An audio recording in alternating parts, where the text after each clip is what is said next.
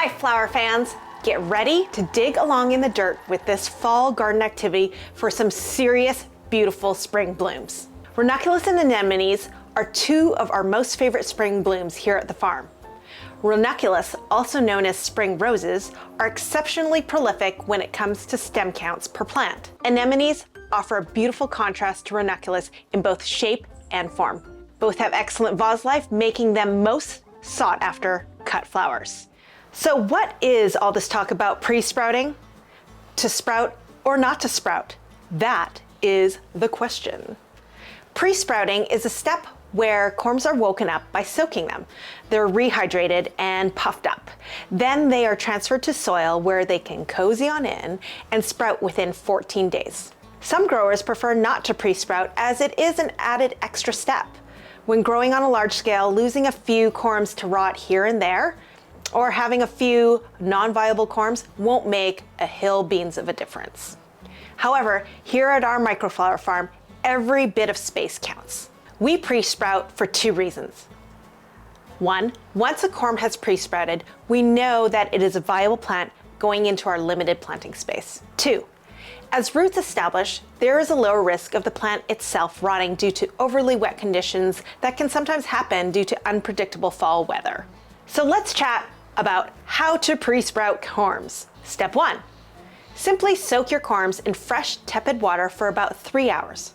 We like to flush with fresh water every hour to make sure there is good oxygenation. Be sure to set your timer and not over-soak your corms as that can promote rot. Step 2. While your corms are soaking, prepare trays for pre-sprouting. Simply fill trays with drainage holes or tubs with about 1-inch layer of garden soil. Step 3. Prepare labels. Label your varieties. Step 4. After 3 hours, carefully remove your corms from water. Use a kitchen strainer. Step 5.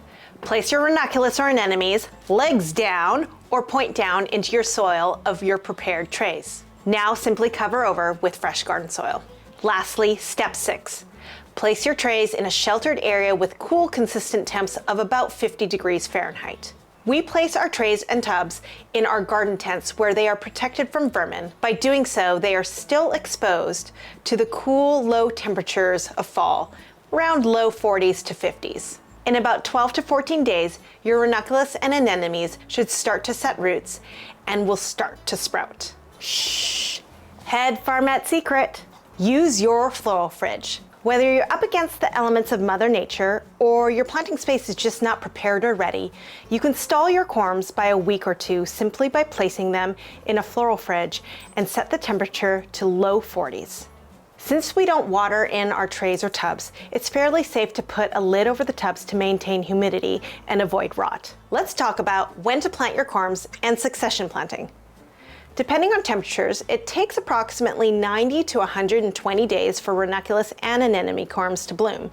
Of course, prolonged dips and rises in temperature will affect bloom time. For example, with relatively mild winter temperatures in Zone 9B, we start our first round of ranunculus and anemone corms in late October with the pre-sprouting process.